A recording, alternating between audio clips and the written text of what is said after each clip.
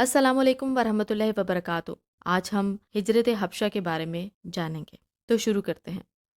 مسلمانوں پر کفار کے ظلم و ستم کی ابتدا نبوت کے چوتھے سال کے درمیان یا آخر میں شروع ہوئی تو دن بدن بڑھتی چلی گئی، اور نبوت کے 5ویں سال کے تقریباً نصف تک ان مظالم میں اتنی تیزی آ گئی کہ ہر مسلمان، خواہ اس کا تعلق قریش کے بڑے سرداروں میں سے تھا یا پھر غریب تھا یا پھر جسے مڈل کلاس کہا جا سکتا ہے، اس کے لیے مکہ میں رہنا بہت مشکل ہو گیا تھا۔ مسلمان پریشان حال اور بہت زیادہ خوفزدہ تھے، اور حالات نے انہیں سوچنے پر مجبور کیا کہ کس طرح ان مظالم سے نجات حاصل کی جائے۔ اس موقع پر اللہ تعالیٰ نے سورہ کہف نازل فرما کر مسلمانوں کو کچھ اشارے دیے کہ جب دین اور ایمان، جان و مال اور عزت خطرے میں ہو تو کیا طریقہ اختیار کرنا چاہیے۔ پارہ نمبر 15 سورہ کہف آیت نمبر 16 میں ارشاد باری تعالیٰ ہے کہ اور جب تم ان سے اور جو اللہ کے سوا پوجتے ہیں ان سب سے الگ ہو جاؤ تو غار میں پناہ لو، تمہارا رب تمہارے لیے اپنی رحمت پھیلا دے گا اور تمہارے لیے آسانی کے سامان بنا دے گا۔ ان آیات کے نازل ہونے کے بعد رسالت مآب صلی اللہ علیہ وآلہ وسلم نے مسلمانوں کو حکم دیا کہ مسلمان اپنے دین کی حفاظت کے لیے حبشہ کو ہجرت کر جائیں۔ آپ صلی اللہ علیہ وآلہ وسلم کو معلوم تھا کہ شاہ حبشہ نجاشی ایک عادل بادشاہ ہے۔ اگرچہ یہ مسلمان بڑے پرعزم اور اسلام کے جانثار تھے، وہ ہر قسم کی مصیبتوں کو برداشت کرنے کا حوصلہ رکھتے تھے، لیکن مکہ میں رہ کر دین اسلام کو پھیلانا اور اس کی تبلیغ کرنا ان کے لیے آسان نہیں رہا تھا، اور یہی چیز ان کے لیے سب سے زیادہ تکلیف دہ تھی۔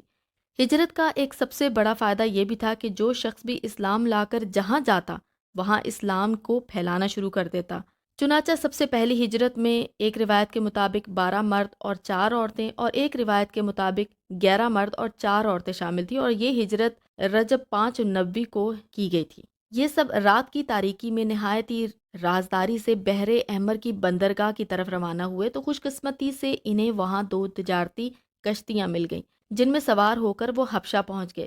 قریش کو بعد میں ان کی روانگی کا علم ہوا تو انہوں نے پیچھا کیا اور ساحل تک پہنچ گئے، مگر اس سے پہلے ہی مسلمان وہاں سے روانہ ہو کر حبشہ پہنچ چکے تھے۔ رمضان المبارک 5 نبی صلی اللہ علیہ وآلہ وسلم میں ایک عجیب واقعہ رونما ہوا۔ رسالت مآب صلی اللہ علیہ وآلہ وسلم حرم تشریف لے گئے۔ وہاں اس وقت قریش مکہ کا بہت بڑا اجتماع تھا جس میں بڑے بڑے سردار شامل تھے۔ آپ صلی اللہ علیہ وآلہ وسلم نے اچانک کھڑے ہو کر سورہ نجم کی تلاوت شروع کر دی۔ اس سے پہلے قریش نے قرآن نہ سنا تھا، کیونکہ جب بھی آپ صلی اللہ علیہ وآلہ وسلم تلاوت شروع کرتے تو یہ لوگ شور مچانا شروع کر دیتے، مگر اس مرتبہ ایسا ہوا کہ جوں ہی آپ صلی اللہ علیہ وآلہ وسلم نے تلاوت شروع کی تو ان کے کانوں میں ایک ناقابل بیان رعنائی و دلکشی اور عظمت سے بھرپور کلام الہی کی آواز پڑی تو کفار مکہ نہ صرف بھرپور طور پر متوجہ ہوئے بلکہ انہیں اپنا کچھ ہوش ہی نہ رہا، یہاں تک کہ رسالت مآب صلی اللہ علیہ وآلہ وسلم سورہ کے آخر میں جہاں بیان ہے کہ اللہ کے لیے سجدہ کرو اور اس کی عبادت کرو پر پہنچے تو اس کے ساتھ ہی انہوں نے سجدہ کیا تو کفار میں سے کسی کو بھی اپنے آپ پر قابو نہ رہا اور وہ بھی بے اختیار سجدے میں گر گئے۔ بعد میں انہیں احساس ہوا کہ وہ تو ٹھیک وہی کام کر چکے ہیں جس کے مٹانے کے لیے وہ بھرپور کوششیں کر رہے تھے۔ اس کے علاوہ وہاں پر غیر موجود مشرکین نے انہیں لعن طعن کی تو انہوں نے اپنی خفت مٹانے کے لیے، اپنی شرمندگی مٹانے کے لیے رسالت مآب صلی اللہ علیہ وآلہ وسلم پر بہتان لگاتے ہوئے نیا جھوٹ گھڑنا شروع کر دیا کہ آپ صلی اللہ علیہ وآلہ وسلم نے ان کے بتوں کی عزت و احترام کرتے ہوئے فرمایا تھا کہ یہ بلند پایا دیویاں ہیں اور ان کی شفاعت کی امید کی جاتی ہے، حالانکہ یہ بہت بڑا جھوٹ تھا، اور وہ سجدہ کرنے کی جو غلطی کر چکے تھے اس کے لیے معقول کوئی بہانہ ڈھونڈنا چاہتے تھے۔ قریش مکہ کے یہ سجدہ کرنے کی خبر حبشہ میں کسی اور شکل میں پہنچی، اور وہاں پر جو مہاجرین موجود تھے ان کو جب معلوم ہوا کہ قریش مکہ مسلمان ہو گئے ہیں، چنانچہ انہوں نے بخوشی ماہ شوال میں واپسی کا ارادہ کیا، مگر جب وہ مکہ سے 1 دن کی مسافت پر پہنچے تو انہیں اصل واقعات کا علم ہوا۔ اب مجبوراً کچھ واپس ہوئے اور کچھ قریش کے کسی نہ کسی آدمی کی پناہ لے کر واپس مکہ میں داخل ہوئے۔ قریش مکہ نے ان واپس آنے والے مہاجرین اور دیگر مسلمانوں پر پہلے سے زیادہ ظلم کرنے شروع کر دیا، اور ان کا یہ ظلم صرف غریب مسلمانوں تک محدود نہیں تھا بلکہ بڑے بڑے خاندان والے، مثلاً حضرت زبیر رضی اللہ تعالیٰ عنہ، حضرت موصب رضی اللہ تعالیٰ عنہ، عبد الرحمن بن عوف رضی اللہ تعالیٰ عنہ جیسے لوگ بھی شامل تھے۔ ان حالات میں رسالت مآب صلی اللہ علیہ وآلہ وسلم نے مسلمانوں کو دوبارہ ہجرت حبشہ کا مشورہ دیا، مگر اس مرتبہ مسلمان تیار تھے۔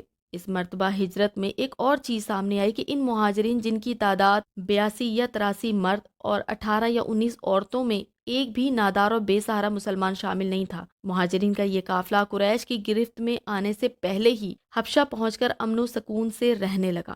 قریش مکہ کے لیے مسلمانوں کا حبشہ میں امن و سکون سے رہنا اذیت ناک بنا ہوا تھا۔ وہ دن رات اس فکر میں رہتے تھے کہ کس طرح ان مسلمانوں کو واپس لا کر ان پر ظلم و ستم جاری رکھا جائے۔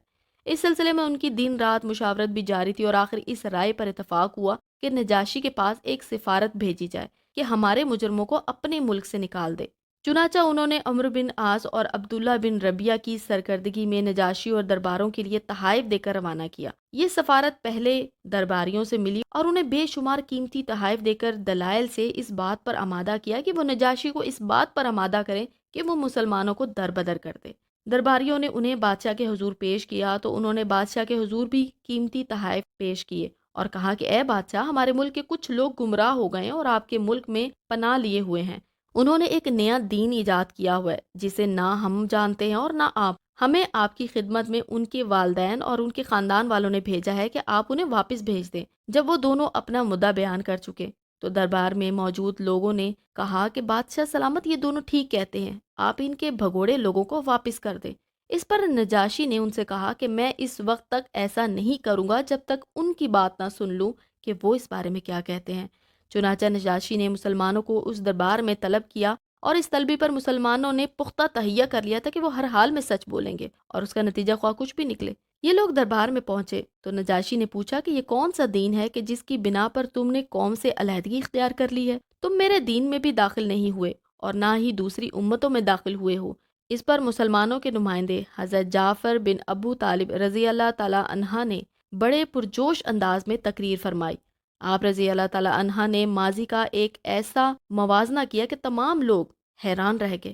آپ رضی اللہ تعالیٰ عنہ نے فرمایا کہ اے بادشاہ، ہم ظلم اور جہالت کی گہری تاریکی میں ڈوبے ہوئے تھے، سود کھاتے اور بدکاری کرتے تھے، چوری، راہزنی، ڈاکہ زنی اور زناکاری ہمارے ہاں عام تھا، ذرا ذرا سی بات پر آپس میں جھگڑتے تھے اور پھر یہ جھگڑے ذاتی دشمنی اور نام نہاد غیرت کے نام پر کئی سالوں تک جاری رہتے، جس میں بلا دریغ انسانی خون کی ہولی کھیلی جاتی۔ ہم غیرت کے لیے اپنی بیٹیوں کو زندہ درگور کر دیتے، جوا کھیلتے اور اس جوئے میں اپنی بیویوں تک کو ہار دیتے، ہم بتوں کی پوجا کرتے اور ان کے نام پر قربانیاں کرتے، ہم کئی قبائل میں بٹے ہوئے تھے، تقسیم تھے اور یہ قبائل ہر وقت آپس میں لڑتے جھگڑتے رہتے تھے۔ ہم ان حالات میں تھے کہ اللہ کو ہم پر رحم آیا اور اس نے ہم میں سے ایک رسول بھیجا جس کی پاک دامنی، سچائی اور امانت ہم کو پہلے سے معلوم تھی۔ اس نے ہمیں گمراہی سے نکال کر سیدھا راستہ دکھایا اور بتایا کہ اللہ تعالیٰ ایک ہے اور وہ وحدہ لا شریک ہے۔ بتوں کی پوجا کو چھوڑ کر اس خالق حقیقی کی عبادت کرو، وہی عبادت کے لائق ہے۔